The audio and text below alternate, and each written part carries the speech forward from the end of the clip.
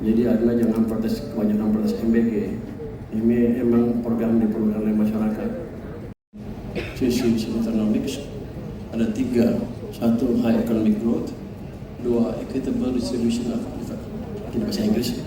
Pertumbuhan ekonomi yang tinggi, pemerataan sama stabilitas sosial. Orang sedang sering protes MBG dan program-program yang lain. Itu adalah satu pilar dari program pembangunan Pak Presiden, pemerataan dan stabilitas sosial politik. Kalau itu nggak ada, yang economic growth, high economic growth-nya nggak bisa tercipta. Jadi Anda jangan protes, kebanyakan protes MBG. Ini emang program diperlukan oleh masyarakat. Bagian dari 3 pilar ini. Pilar yang lainnya juga dikembangkan dengan amat signifikan. Jadi kita nggak main-main dalam memperbaiki fondasi perekonomian kita. Anda ingat kan Agustus kemarin tahun lalu suasana agak menegangkan kan? Banyak orang turun ke jalan protes di seluruh Indonesia tanpa komando. Itu menandakan memang kawan. Oh, bukan ya? Kok jadi gemuk? Bukan dia kali. Jadi menandakan memang pertumbuhan ekonomi, walaupun kita punya program MBG dan lain-lain, ketika pertumbuhan ekonomi terganggu, nggak bisa juga.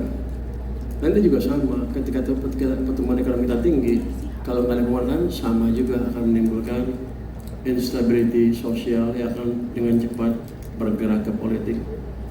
Apa yang kita lakukan sejak September kemarin, kita coba hidupkan lagi mesin-mesin pertumbuhan ekonomi. Kita coba fiskal, moneter, dan real sektor. Fiskal kita gebrak-gebrak tuh kementerian, lembaga yang lain yang sebagian marah ke saya, juga pemuda-pemuda supaya belanja tepat waktu. Mereka jalankan. Walaupun mereka marah, tapi mereka jalankan tugas mereka dengan baik. Jadi mulai dari sisi fiskal, pemuda maupun pemerintah pusat masuk ke sistem perekonomian. Terus saya geser uang 200 triliun ke perbankan kan. Orang bilang ada banyak yang skeptis. Apa manfaatnya?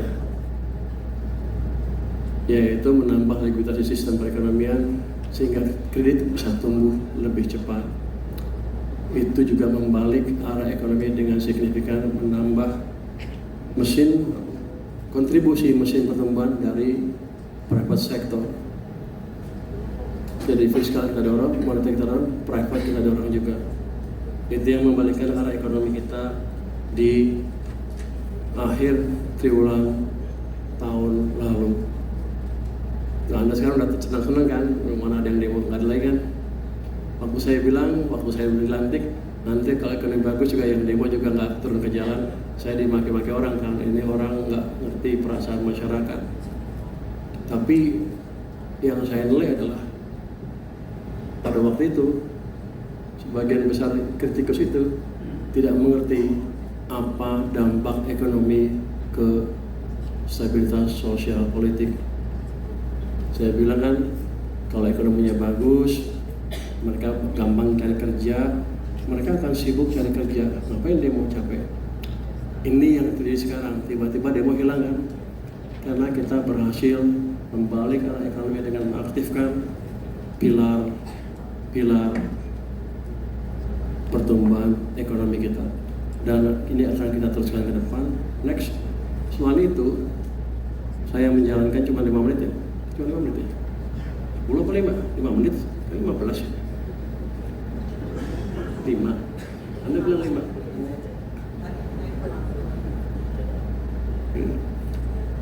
Kita aktifkan bisnis, kita perbaiki bisnis climate. Gimana caranya?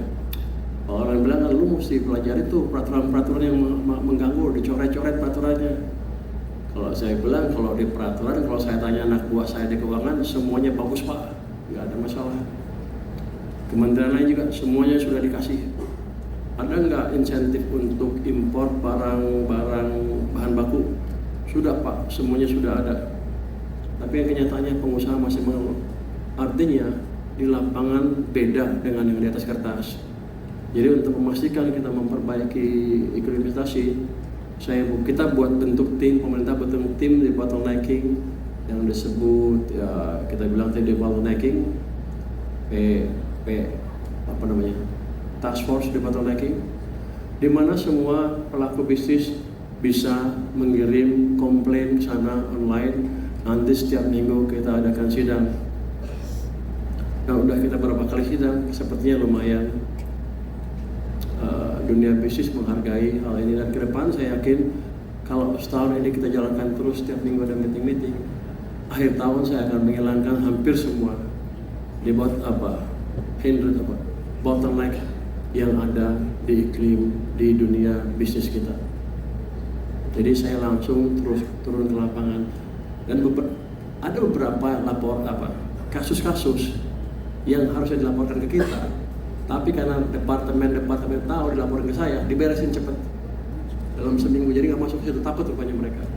Nah itu kan deterrence factor juga untuk membuat orang nggak mengganggu iklim investasi dengan minta hal-hal yang nggak masuk akal. Ini udah berjalan dan ke depan akan lebih baik lagi. Saya mungkin langsung aja ke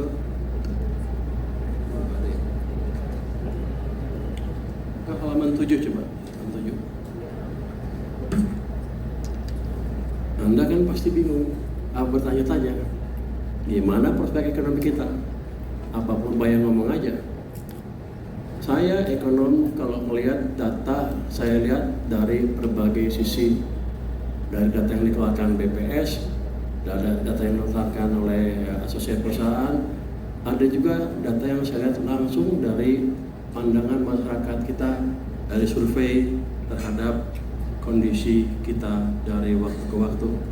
Anda lihat yang sebelah kiri itu, yang sebelah kiri, ini ada indeks kepercayaan.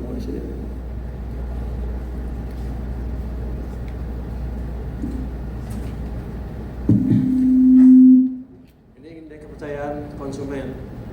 Ini menunjukkan daya beli masyarakat kira-kira seperti apa. Waktu Agustus kemarin ini jatuh terus dari awal tahun sampai sini, sampai September ya. Kemudian kita perbaiki.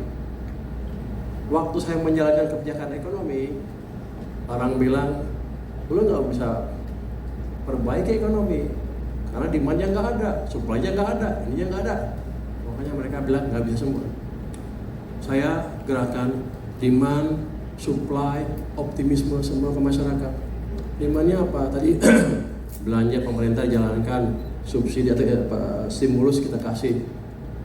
Sisi supply kita perbaiki kondisi likuiditas di perbankan sehingga bank bisa ngasih pinjaman ke industri ke pelaku bisnis.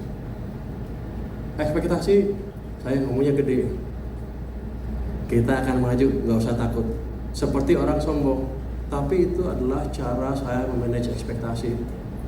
Itu kemudian di belakangnya saya kasih alat-alat yang bisa betul-betul memperbaiki ekonomi. Hasilnya lumayan. Ini sekarang nih naik terus. Di Januari indeks konsumen dari BI itu 127, level tertinggi. Jadi daya beli masyarakat sudah membaik, mungkin sudah kata ada beberapa orang Apindo tertinggi selama ini. Terus dari sisi apalagi masih di mana? Retail sales dari landai naik turun sedikit, tapi saya yakin Januari naik lagi itu. Penjualan mobil motor sudah positif. Sebelumnya negatif nih. Sekarang sudah positif pertumbuhan. Artinya betul-betul ada perbaikan di sistem perekonomian kita. Terus ada konsumsi BBM tuh naik ke sana. Penjualan mobil listrik untuk industri naik. Dari sisi supply, manufacturing activity yang lihat dari PMI sekarang positif lagi. Jadi kita bergerak ke arah perbaikan yang clear karena fondasinya kita address dengan baik. Dengan modal ini harusnya Anda nggak usah takut tentang prospek ekonomi kita. Kita menjalankan kebijakan yang pas.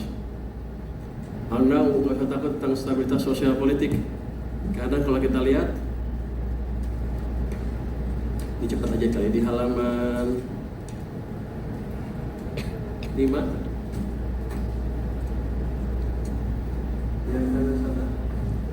Itu adalah indeks kepercayaan kepada pemerintah. Itu boleh dibilang kepada presiden kita ya. Waktu ribut-ribut, kita yang kuning ya, karena ini sudah kalibrasi. Di bawah 100 bahaya. Waktu itu udah mendekati 100, sudah 102. Agustus, September ya. Makanya itu menunjukkan masyarakat tidak puas kepada kepemimpinan, kepada pemerintah, kepada program-program pemerintah. Tapi setelah kita balik ekonominya, ini sekarang naik lagi sampai turun sedikit. Sekarang di level, boleh dibilang di level tertinggi sepanjang sejarah. Jadi kepercayaan masyarakat ke pemerintah dan kepada presiden sekarang pada level yang tinggi. Artinya apa? Stabilitas sosial politik amat tinggi. Itu satu pilar dari tadi kan, Sumitonomics. Jadi yang lain tinggal kita genjot untuk tumbuh, untuk menciptakan pertumbuhan yang lebih baik. Kita lihat kan, kalau kita lihat pertumbuhan ekonomi triwulan keempat berapa? Saya janji 5,6, 5,7, tapi karena kendala tentu yang sekarang sudah kita berhentikan, sudah kita hilangkan kendala itu. Tumbuhnya hanya 5,39, tapi itu udah lumayan. Itu tertinggi setelah COVID dalam 5 tahun terakhir. Jadi lumayan, saya omongnya gede, artinya juga lumayan.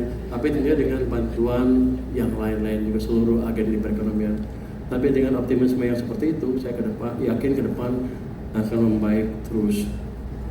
5,39 itu tertinggi, tahunannya jadi kita 5,11 kan.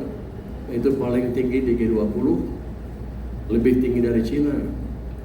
Dan lucunya, waktu kita belum mengeluarkan angka ini, orang kan berpikir ekonomi kita tumbuhnya akan lambat sekali. Makanya Moody's mengeluarkan outlook kita negatif karena ada prospek pertumbuhan yang lebih lambat katanya. Tahunnya lebih tinggi. Habis itu langsung IMF menaikkan prediksi kita dari 4,9 ke 5,2 untuk tahun ini. JP Morgan juga sama dari 4,9 ke 5,2. Jadi ada yang offside kelihatannya. Biar aja, kita akan buat dia offside betulan. Triwulan pertama ini kita akan injek semua stimulus yang ada di pemerintah maupun bank sentral maupun yang lain-lain untuk belanja habis-habisan dan memperbaiki ekonomi investasi supaya dunia usaha juga bisa ekspansi. Jadi harusnya kita akan lumayan oke tahun ini. Di PDB sih di APBN 5,4% pertumbuhannya, tapi saya akan coba dorong ke arah 6% semaksimal mungkin. Jadi ekspansi ekonomi akan berlangsung terus sampai nanti 2030-2031. Anda nggak usah takut kalau investor di pasar modal maupun dunia bisnis, cepat-cepat jalankan rencana investasi Anda. Terima kasih. Wassalamualaikum. Terima kasih. Download Tribun X sekarang, menghadirkan lokal menjadi Indonesia.